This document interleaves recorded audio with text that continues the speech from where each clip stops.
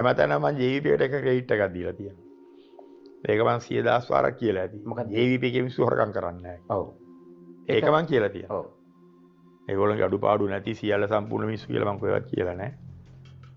මේ දේශපාලනේ එහෙම උන් ඇත්තේව නැහැ ඇත්තටම. ගොඩාක් අය ඔන්න බලන්න මේ පොන්සේක මැතිතුමා දැන් මේ ප්‍රෝග්‍රෑම් එකේ ගිය ගමනුත් පල්ලෙහාන් ගහනවා.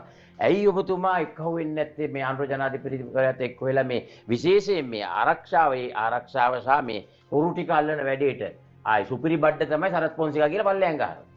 ඇයි ඒකට මේ සෙට් වෙන්න බැරි? මේ සිදුවා මගේ ස්ථාවරය අපිත් කැමති ඒකට මාත් පුදුලි කැමති.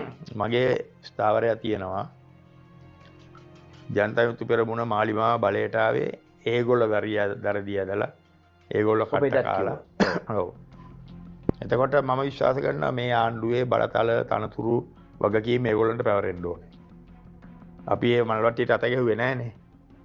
මම වෙන ක්‍රමයකින් මම ජනතාව දැනුවත් කරමින් මීටින් තියදී ගියා ජනාධිපතිවරණයේදී මේ යම් චරිත ගැන මම කතා කරා. මේ වගේ චරිත આવොත් රට විනාශ වෙනවා. සජිත් ගැන නෝ කියන්නේ. ඔව් ඒ වගේ ගැන කතා කරා. ඔව්. පොදුවේත් මම කතා කරා ඔය ප්‍රබල දේශපාලන. ඔබ යම් කිසි ඡන්ද ප්‍රමාණයක් ඇදුවා. යම් කිසි කියන්නේ මම එළියට ආවේ කියලා මම ලක්ෂ 10ක් කඩනවා. ඔව්. පාවෙන ඡන්ද දෙන්නෙත් නැහැ. මං හිතනවා මං ඒක සාර්ථකව කරා යම් කිසි දුරකට. ඔය පුටු ඉදලම කියලාම මගේ රැස්වීම වල මං කියපු ප්‍රධාන කරුණක් තමයි මේ රට හැදෙන්න ඕන නම් මේ රටේ ජනතාව පක්ෂ වලට වහල් වෙලා ඉන්න එකේ මිදෙන්න ඕනේ.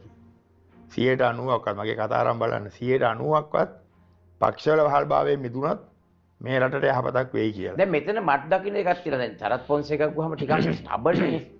පොඩි දැන් දකින්න පොඩි තද්ද බලර හමුදාවේ තිබිච්ච ඒකට පේන්නේ ඒ පෙනුම තමයි. මම ආශ්‍රය කරන සරත් පොන්සේ මම දන්නවනේ මං කියවලා තියෙනවනේ සරත් පොන්සේක මැතිතුමාගේ මගේ වෙන කියවීමක් තියෙනවා. නමුත් අර යම් කිසි දැන් අපි කියමු මාලිමා රජයට අනුර කුමාර ජනාධිපතිවරයාට උවමනාවක් ඇති. ඊට පස්සේ ඉතලා දැන් යඩේ මෙයා අරගෙන අපිට උඩ කන්ට්‍රෝල් කරගන්න බැරි වෙයිද? ඔය මම ගියොතින් වගකීම අපවරුනොත් ඊට පස්සේ වගකීම පොතේ හැටියට ඉෂ්ට කරනවා. යුද්ධයට ගියාම යුද්ධ කරා වගේ. ඒ වගකීමේ අවසාන ප්‍රතිඵලය වියුත්තේ මොකක්ද කියලා මම දන්නවා. ඒකට මම ඒක කරනවා. එතකොට ඉතින් හරි මෙයා ඇඟිලි ගහන්න දෙයක්වත් නැහැ ඇත්තටම. එහෙම ඇඟිලි ගහන්න ආවොත් එතන අවුලක් ඇති වෙනවා. අන්නේ බය තමයි. එහෙම තමයි ලෝකේ දියුණුවට සිද්ධ වෙන්නේ. අවුල් ලංකාවේ සමහරුන්ට ඒක පුරුදු නැහැ.